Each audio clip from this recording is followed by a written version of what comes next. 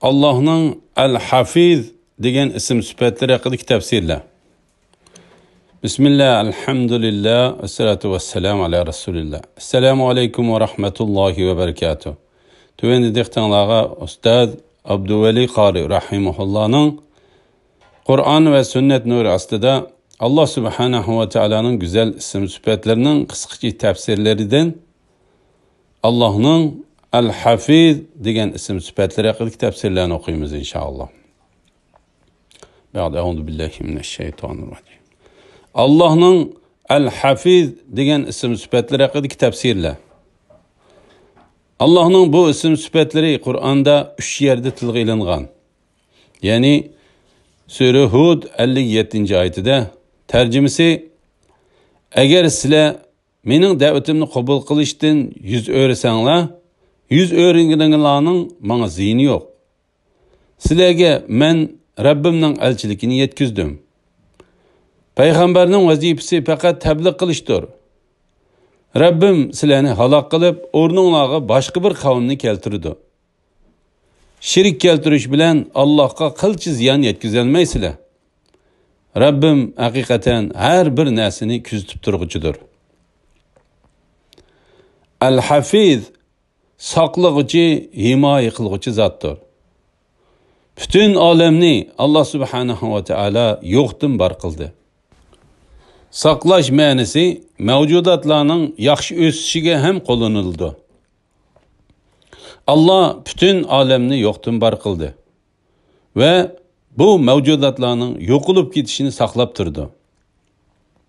Yana bir ma'nosi bir-birisiga qarama-qarshi bo'lgan narsalarning bir-birisini yo'qotib tashlashidan saqlab, himoya qilg'uchi demakdir. Olamda Allah Subhanahu va Taala bir-birisiga qarama-qarshi bo'lgan narsalarni yaratdi. O'tni yaratdi, suvni yaratdi. Hamma insonlarning tarkibiga bir-biriga qarama-qarshi bo'lgan mijozlarni tashkil qildi. Bir-birisiga qarama-qarshi bo'lgan narsalardan insonni yaratdi. Bularning bir inson mamlakatida bir-birisiga qarama-qarshilik kayfiyatini yo'qotib, uni saqlab qoldi. Allah Subhanahu va Taala bütün koinotni yaratib, uni saqlab turyapti. Allah Subhanahu va Taala Qur'oni Karimda Sure Fatir 41-oyatida tercümesi Allah hakikaten osmonlarni ve zaminni kudreti ve güzel hikmeti bilen tushib ketishdan to'xtatib turdi. Agar ular tushib ketsa, ularni Allohdan boshqa hech ahadi to'xtatib tura olmaydi. Allah hakikaten halimdir. Yani kuffarlar azobga tegishlik bo'lsa-mu, ularni jazolashga oldirib ketmaydi. Nihoyatda mag'firat qilg'uchidir. Hakir, yani aciz bendiler, Peygamber aleyhissalatu vesselam'nın tehluku bi ahlakillah, yani Allah'ın hulku bilen huluklanınla diyen emrigi boysunup, El-Hafiz sübtidin bende özüge qanday xulasa ilish kerak? El-Hafiz sübtidin özüge ülüş ajırtıp ağan ve bu sübet bilen ahlaklanıp, özünün azalarını ve kalbini saklaydıgan kişini deymiz. Özünün dinini dünyaya satmagan kişilerini deymiz. Ve gazipinin keyniga kirib, şeriat dairesinden çıkıp ketmesden özünü saklap qalan kişilerini deymiz. Şehvetinin özünü celip qıygan narsalarga qaramasdan özünü saklap qalan kişilerini deymiz. Nefs ve şeytanlarga, İnsanlar ve cinlardan bo'lgan şeytanlarga aldanmasdan dinini mahkam tutup, özünü saklap qalan kişi bo'lsa, Allah Subhanahu va Taala'nın El-Hafiz sübtidan özüge ülüş ajırtıp algan kişi hesaplandı. Demek ki Allah Subhanahu va Taala Kur'an-ı Kerim'de ashab-ı kiramlarning İslam kelishdan burungi holatini, yani ularning cahiliyet kirleriga giriptar bo'lgan holatlarini ta'riflab, Sure İmron 103-oyatning bir qismida tercümesi öz vaqtida sizlar o'zaro dushman edinglar, Allah dilinglarni birleştirdi. Allah'ın nimeti bilen özara qeyrindaş boldinglar. Sizlar davzaq cho'qirining girvigida edinglar. Allah sizlarni islom orqali uningdan qutqizdi. Sura Al-Imron 103-oyatning bir qismi. Ana inson o'zining hayotdagi menayotgan yo'lida tamomiy islomga qarshi bo'lgan yo'llar orasida cho'qirning girvigida turgan kishining misolidir. Ana o'zini islom bilan, Qur'on bilan himoya qilsa, Allah subhanahu va taoloning al-hafiz sifatidan o'lishini olgan banda hisoblandi. Qur'on va hadislarda Allah subhanahu va taoloning bu ism sifatlariga aloqador tuvandagi mazmunlar tilga ilingan. Sura An'am 104-oyatida tarjimasi: Ey payg'ambar, aytqinki, sizlarga Rabbinglar tarafidan hidoyatni ozg'unlikdan ayirib ko'rsatadigan dalillar keldi. Kimiki haqni ko'rib iymon etsa o'ziga foyda. Kimiki uningdan ko'z yumsa, ya'ni bosh tortsa o'ziga ziyon. Men sizlarga amalinglarni kuzatib turadigan kuzatchi emasman. Faqat sizlarni ogohlantiruvchi payg'ambarman. Sura Nisa 80-oyatida tarjimasi: Kimiki payg'ambarga itoat qiladi ekan, u Allohga itoat qilgan bo'ladi. Chunki payg'ambar Allohning amrini yetkazadi. Kimiki ey Muhammad sallallohu alayhi vasallam, sendin yuz o'riydigan, bilginki biz seni ularga kuzatchi, ya'ni ularning amallarini kuzatib, amallariga qarab hisob olg'uchi qilib avatmidik. Sura Infitor 10-11-oyatlarda tarjimasi: Halbuki sizlarning ustinglarda sizlarni kuzatib turg'uchi farishtalar bor. Ular Allohning dargohida hurmatli farishtalar bo'lib, sizlarning so'zlaringlarni va amallaringlarni yezib turdi. La ilaha illalloh Muhammad rasul.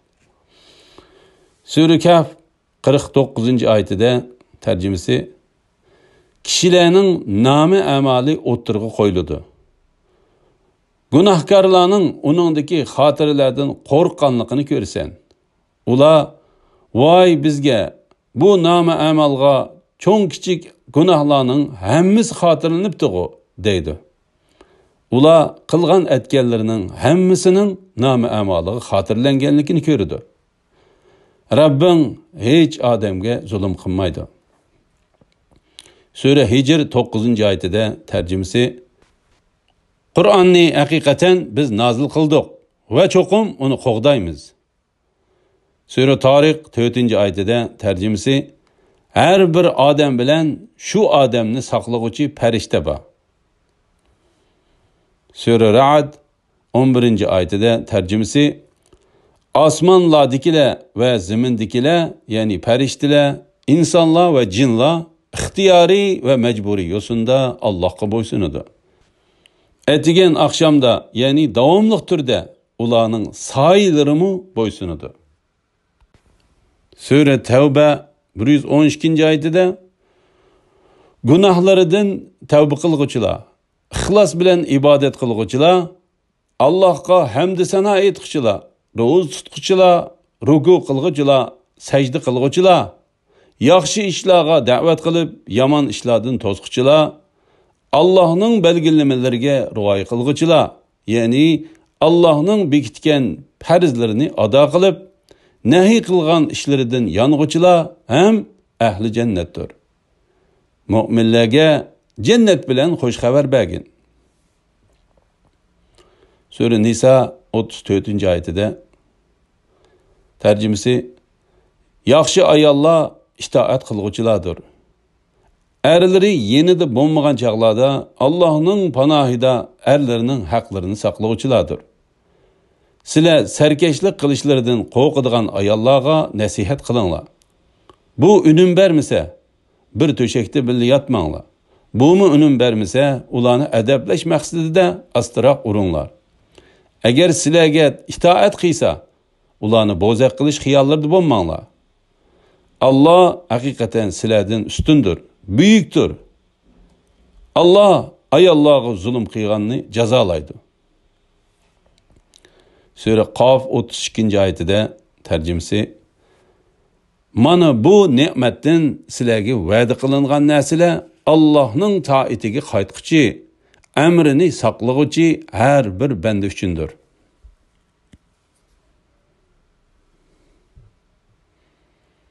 Sura Qaf 31-oyatida tarjimasi: "Cennet taqvodorlarga yiroq bo'lmagan joyga yaqinlashtirildi."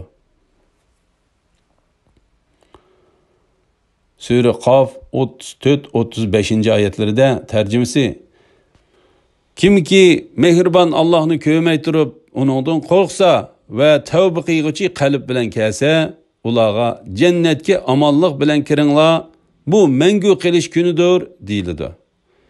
Jannatda ularga xohlagan narsalar bor va bizning huzurimizda ularga ziyoda ne'matlar bor. Rasululloh sallallohu alayhi vasallam hadislaridan İbn Abbas radıyallahu anhudan rivayet qilindiki, Rasululloh alayhissalatu vassalam mundaq degan: "Ey Allah, qalbimdan nur qilib bersizlar. Tilimda nur, ko'zimda nur, quloqimda nur, o'ng tarafimda nur, sol tarafimda nur, ustimda nur, ostimda nur, oldimda nur, orqamda nur qilib bersizlar.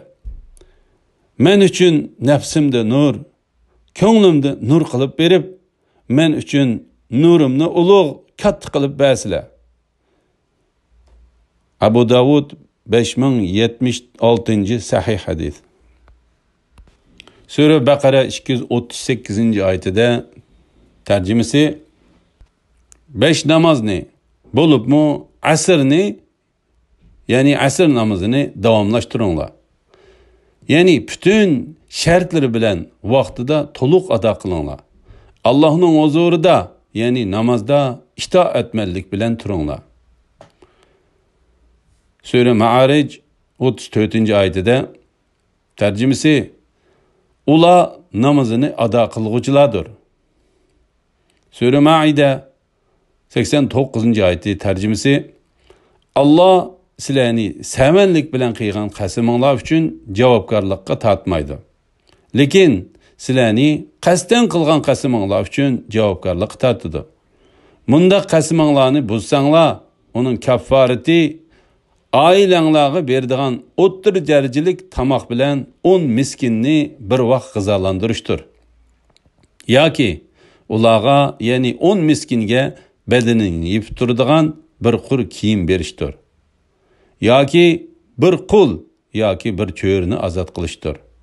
Kimiki bunda qilishga kuchi yetmasa, 3 kun ro'za tutishi lozim. Bu ani shu ichgan qasaminglarni buzganliginglarning kaffaratidir. Qasaminglarga rioya qilinglar. Ya'ni kelmas qasam ichmanglar. Sizlarning shukr qilishinglar uchun Alloh oyatlarini sizlarga ani shundoq bayon qiladi. Sura Nur 30-oyatida tarjimasi: "Mu'min erlarga aytqinki, nomahramlarga tikilib qaramasin. Avratlarini zinodan saqlasin. Bunda qilish ular uchun eng yaxshidir. Alloh haqiqatan ularning qilmishlaridan to'liq xabardor." Sura Mu'minun 1-oyatidan 5-oyatigacha tarjimasi: "Mu'minlar haqiqatan baxtga erishdi.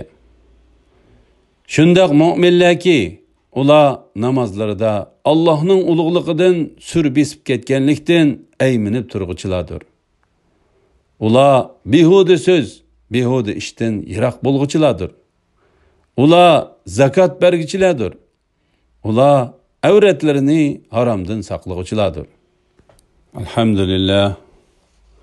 Yuqorida Ustaz Abduvali Qori rahimahullohning Qur'on va sunnat nuri ostida Alloh subhanahu va taolaning go'zal ism sifatlarining qisqacha tafsirlari darsliklaridan Allohning Al-Hafiz sifatining tafsirlarini angladinglar.